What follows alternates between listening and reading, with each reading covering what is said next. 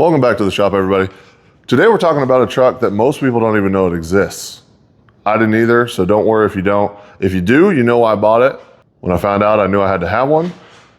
That was probably the first mistake of many mistakes.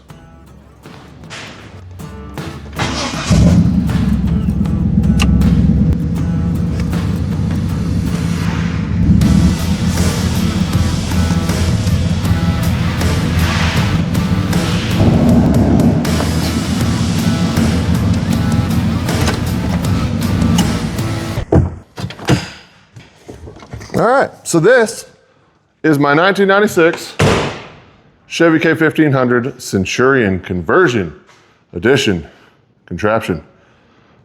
This is a non-factory, I'm gonna turn my lights off because the battery is toasting this. Non-factory made. GM sent these off to a company called Centurion Conversions in the 90s, and they turned what used to be a standard cab short bed, which is probably worth more than these are now, if they were in good condition, into a crew cab. They chopped the chassis, extended it, and then slapped on actually just the back half of a crew cab. I don't know why that was a thing, but it was. So that left you with this monstrosity, something they never made. If I've read correctly, I think each year they made less than 50, less than 40, something like that. Of those, less than half were in four-wheel drives. So this, I like to say, is a one of one because I've never seen another 96 red Centurion four-wheel drive. There you go, book me on it. And if you have one, I don't believe you. So, sorry. But anyways, let's dig into it. How'd my whiteboard get over here? There it is. We're gonna do this and we're gonna mark down all the things it needs. So, and we're gonna keep this so we have a running list.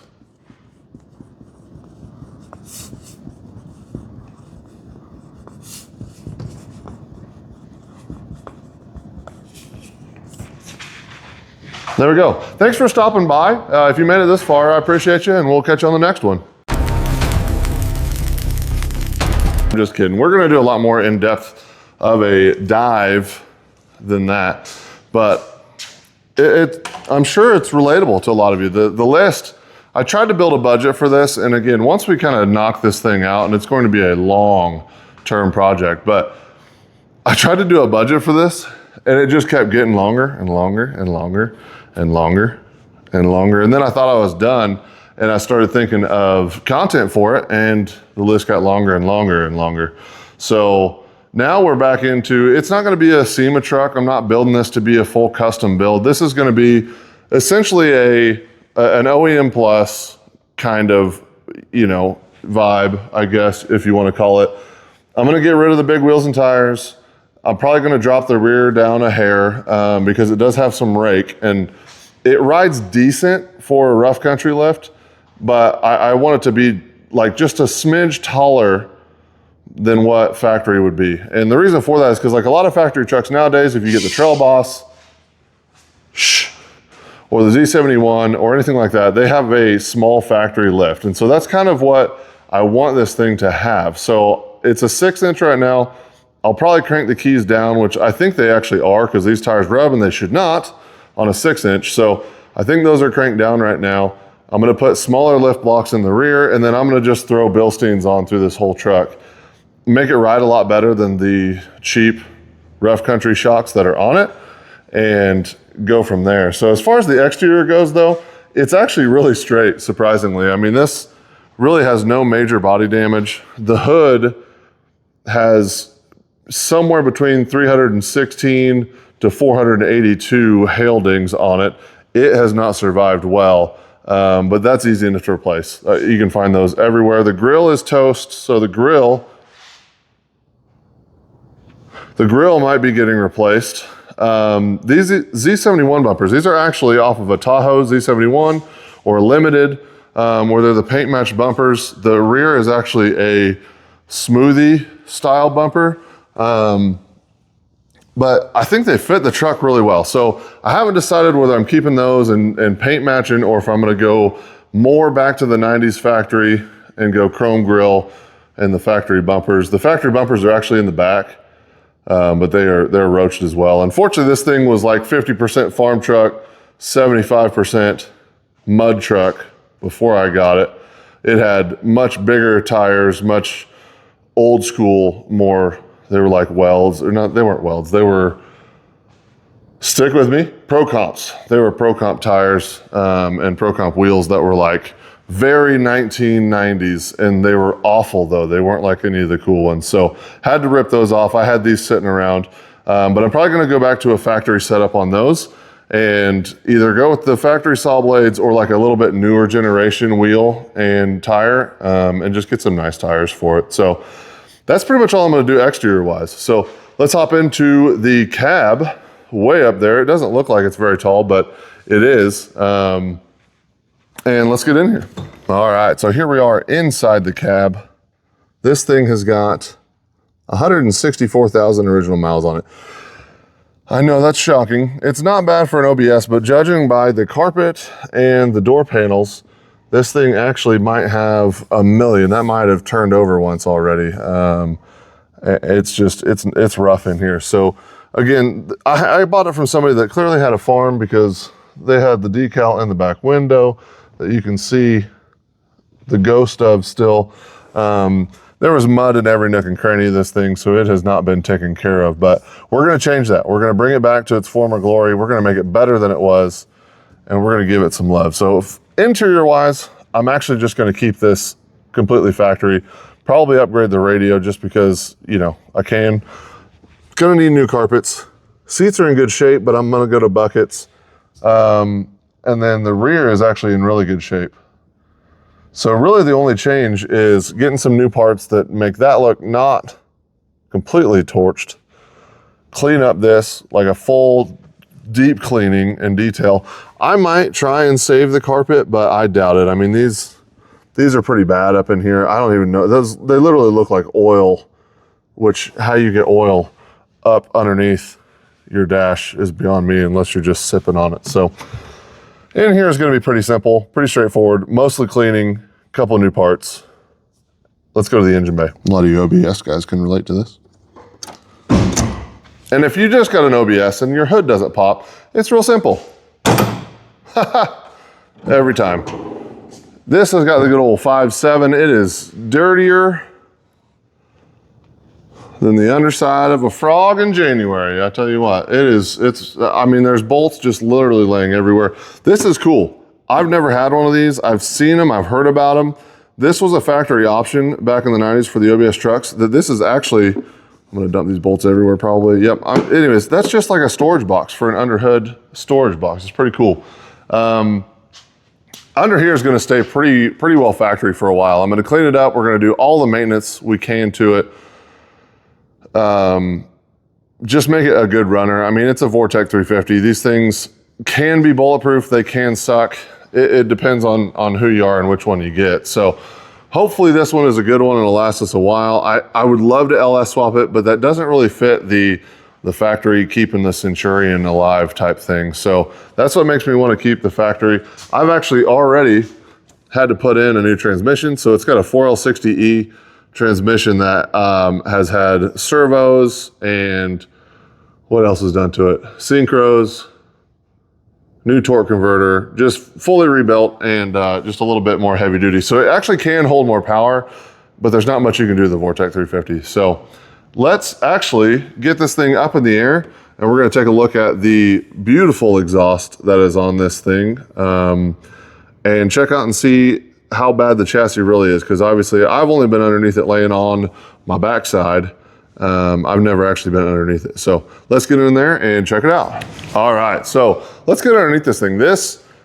I say this every video, so don't judge me. This is the biggest vehicle I've had on this lift. On top of that, this is my first lift I've ever owned. So I don't have trust in that or that I do anything correctly. So hopefully this doesn't fall on us. If it does, good content, we die together as friends. But let's get up underneath here and let's check out what we got going. The first thing that I have to show you is this exhaust, right? So you start back here, you got some big old angle cut tips, not bad, okay? Well, then you start looking, well, that pipe looks kind of skinny, right? And then you got, I ain't kidding you, those are 4 foot long glass backs, but you go that way, you got, well, this pipe also, I mean, I have fairly big hands, but that's like a 2-inch pipe maybe. And then you've got, this might be fence post. I'm not 100% sure. You got a nice angle. I mean, you see it, right? You can, So that's definitely one of the things that I need to fix. Because this thing, I tell you what, this thing claps. When you're under throttle, it claps like a grandma at her grandson's graduation. It is just atrocious, and that's not my style. So that's something we got to fix. Again, I'd really like to get under here and do more, but there's my somewhat newish transmission. I apparently, I'm guessing, have a rear main leak, so that's always fun. You know what they say, if it's leaking, it's got oil. So suspension-wise, I plan on going through pretty much all of it on the front end and just redoing it all. Drivetrain, I'm just gonna keep it for now. If it ever blows up, then that's when, you guys know what happens after that. On the backside, again, I do wanna replace the blocks back here just to go a little bit lower. I believe these are 4-inch, I think, is what comes with it, with a leaf. So I'm gonna drop that down to a 3-inch block. I'm gonna do Bilstein 5100s in the front and in the rear, and see if that takes care of a lot of my issues. It just rides like a lumber truck. And I know that it's a torsion bar 30, it is 30 now, it's 2026, so it's 30 years old now. So it's not gonna ever ride, like a Cadillac, but I just would like it to be better and a little bit better. Steering is bad, very bad. I've got about 270 degrees of play when I turn the steering wheel on this thing. So I've done it, it's awful, but that guy's gonna be going away. We gotta get a redhead in here. If you don't know, the redhead steering boxes are fantastic.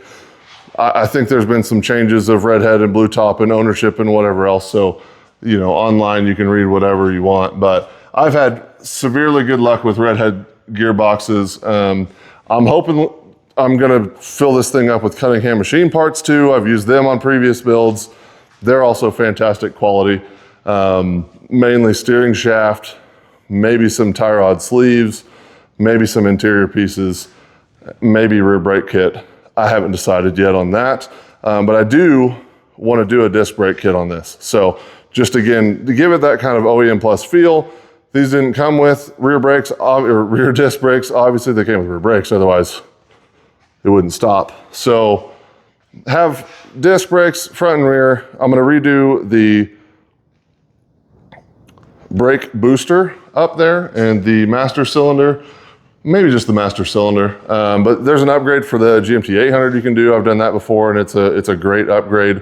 So we're gonna kind of give this thing a full tilt makeover of just little baby upgrades. We're not building SEMA trucks. We're not building something that, it's gonna be parked in here. I still wanna be able to use it and drive it and enjoy it until it blows up. So if you've stayed around this long, I appreciate you. You know the drill. Stick around for this thing. It's gonna be kind of the face-ish of the channel. I don't plan on getting rid of this probably ever, just because I've had these trucks, I've had the 3/4 tons. I always regret selling them, but I've never had one with this cool sticker right here, okay? Never had one, probably will never get one again. So I only know of one. Actually, I know somebody that has one of these. Theirs is a 98, I believe. But these trucks, I believe, and don't prove me wrong because I don't really care, I do believe this is probably a one-of-one truck. A red 4-wheel drive Centurion 96 pickup truck. They did not make very many of these, and they did not make very many four-wheel drives. So again, it's sticking around. I hope you guys do too.